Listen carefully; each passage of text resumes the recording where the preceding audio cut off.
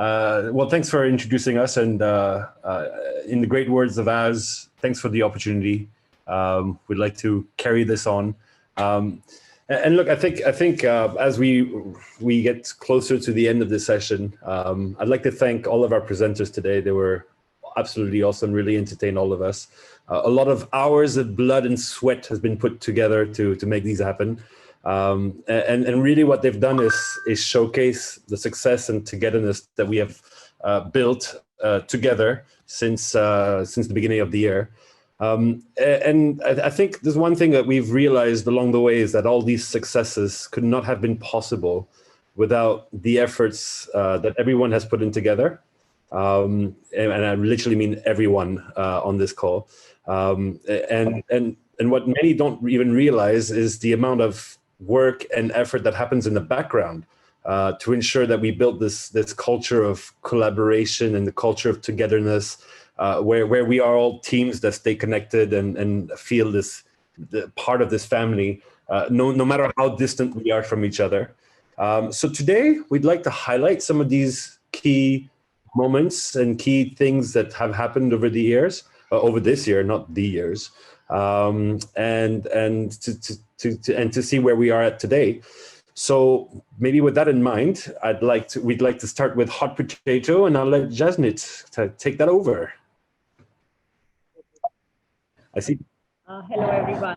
So talking about hot potato, what started with a crisis, led to connecting all of us in the most efficient way regionally. Some of you even got hot potato t-shirts, in your Interlace box. So, this is what Aleph culture is about. Emily is wearing one. Moving on to our another initiative culturally is what we did in 2020 was Reboot 2020. It was a huge success, our hackathon in 2020, and the regions who were involved were Singapore, Malaysia, Indonesia, Philippines. Looking forward to plan and get more people involved in 2021. These are some fun pictures which we are seeing on screen, and all these guys were a part of the Reboot 2020 initiative. Moving on to something which is very close to my heart is the Aleph Cares. A big and a huge thank you to the happiness and the illustration team across the regions for coming together and making this happen. This initiative, the Aleph Care, it made all of us feel, that Aleph really cares, about each one of us during this pandemic. Looking forward to having more recipes for the Aleph cookbook in 2021. A big thanks to Mia, for ensuring that, every week we have one recipe being added to the Aleph cookbook. The other initiative, which we did culturally was VR5. Hoping, there are some beautiful pictures, if you can see here, there were teams who were meeting across the region in group of fives, and, they were trying to connect as much as they could, with a lot of push from the happiness team as well, whether it was in person or whether it was virtually, we were telling people that the only way we can be connected during this pandemic is, making sure that we reach out to each other and we do connect. So hoping that very soon we can do VR 300 together, in 2021, and we can together click a picture and post VR 300. Moving on to culture is nothing without the people, and I think from our side, what we tried our level best, to celebrate each other's special occasion together. I think that was also one of the way which kept us connected in 2020. The illustration teams, again, a huge thanks and a round of applause to everybody involved in these initiatives. Moving on to Flocket. Okay, so Flocket is something which is closest to my heart. Okay. Flocket is something which explains Aleph's consistency over the years. 2020 was a year, we could have dropped the ball and, we could have not continued with Flocket, because the concept of Flocket was that we all come together and have breakfast together, and we have been doing this consistently for the last 14 years. And but kudos to the team, kudos to the happiness teams across the region. We did not drop the ball, and we all came together and we made sure that Flocket still continues. uh, we don't mind the number of people attend, as long as we have two people attending, Flocket will continue. It is one of the most precious thing of Aleph, and whether it's virtually, whether it's in person, Flocket will continue over the years in Aleph. So thank you to all those who have been a part of arranging these. Lastly, but not the least, Academy, huge thanks to Janaka and William and all the other contributors. A big round of applause for the Maze team, Mia, Angela, Cindy, and Emily. Without you guys, I don't think Academy was possible. I feel very emotional when I see this kind of stuff coming out from Aleph in terms of training and in terms of learning and sharing. So I think a big, big, big thanks to all of you. Yeah, this is what we did in Aleph in terms of culture in 2020, and we are looking forward, to do more, to get better. If you have any constructive feedback, please feel free to reach out to us, and we promise to improve. We promise to continue and deliver the same experience. Thank you. Moving on to Wendy and Ronald. Yeah. So before you guys go there, I think just a little note that everything we've gone through this year, we would not have pulled it off the way we have if it wasn't for a few key people.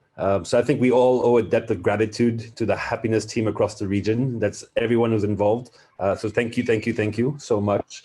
And yeah, even though you all chased us nonstop to attend, hey, can you join this call? Hey, come make sure you're here. Hey, where have you? Where are my journals? Where's your weekly journal? Come on, hurry up. I think you all know what I'm saying.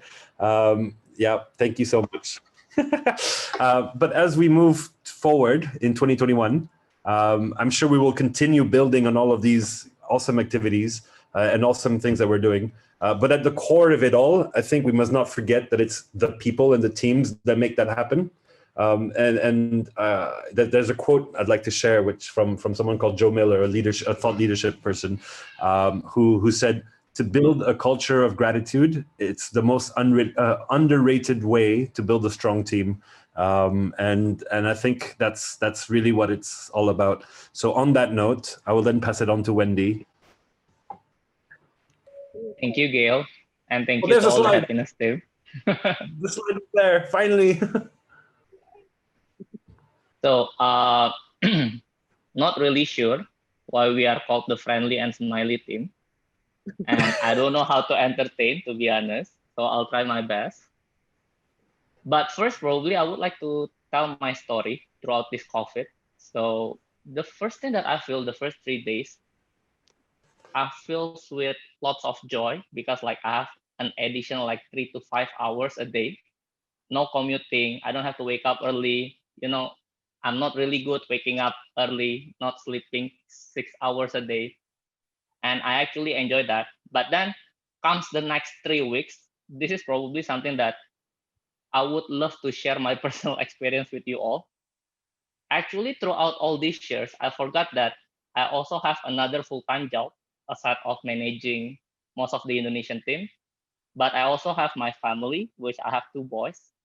And I come to realize as I was actually sitting on my dinner table, working, sometimes mostly having a lot of phone call, seeing my 2 boys running around. They are supposed to be studying, but they make lots of noise, not disciplined. They don't know what time they actually have to do a phone call. And I come to realize that I cannot stand that, seeing that in person. So the first thing that I do, the first 3 weeks was actually get my boys to sit and decide on their schedule day to day. And aside of that, I start to carry a stick. So if you guys see my working desk, it was like my laptop, my iPad, and then I keep my phone around for most of the phone call. And then I have a stick. So I use the stick as a good Chinese dad. the tiger that. So I spank my boys so they actually listen and follow the schedule. So that is after the first 3 weeks. Mostly, I spend most of my time for personal things, like taking care of my boys, deciding like what they should do, what value that they should have, and all those other things. And then comes the next 3 months. 3 months is actually the toughest part in my life, working in Aleph. Basically, I kind of miss this in-person feeling, as in like back in the office or on the client side, I can just see people's body language. I kind of feels like I know whether I should be worried about the project, or should I be worried about this person, or should I not be worried. And those kind of things is no longer there. I struggle, and I tried to actually do a call. As I remember, trying to call people, and when I called them, it was like trying to set up a meeting. Back in those days, at night, I can just ask them like, hey, drink with me, and then we just find a bar, we drink, we talk, mix between talking about work, sometimes talking about other things. But here, every time I want to just like catching up, it kind of feels like having to have like a proper meeting. So that is my biggest struggle after 3 months. And the worst part is not much that I can do. We have a new project coming in Indonesia. I know the technical team is actually struggling. I kind of know about how far the creative struggle, but then technically, this is something that we've never done before. I'm worried, but I don't know whether I should be worried or I should not be worried. I tried to reach out to the technical team. Let's say at that time, Atira, with his big boss, he always said like everything is possible, but not possible. That is the kind of things that I always get. I call up Aji. Aji always said like, it's okay lah, boss. Let's just do this. Some way, somehow, it will actually solve by itself. So that is the next 3 months. But trying to rewind back and seeing like what is actually happening until end of this December, this is actually my conclusions though. I feel that we are still okay right now, though my first worried lah ya, during the first 3 months. And I also feel that it actually gets better with the team. So this is the part that probably I try to make an amazing poem, something that most Indonesian actually do. So hear me out. Back in the good days, we as an Alephian are known as the odd one. So when we come to client's office, they always see us with wearing all these black clothing, having a certain style, talking in a certain style, and then not exactly professional, not exactly, this hippies kind of a thing. But then when COVID comes, when days are becoming very odd, where everybody is actually working from home, something that is not normally being done, I feel that as a team, now we are actually known as the resilient one. The team that are not actually impacted with this old way of working things. Yes, we still hustling our way out. Yes, we are still hustling our way through smoke and mirrors, as Gilroy actually mentions in the beginning of the year. But I feel because our hustling spirit is what actually able to get us through 2020. Not with our head held down, but with our head held high.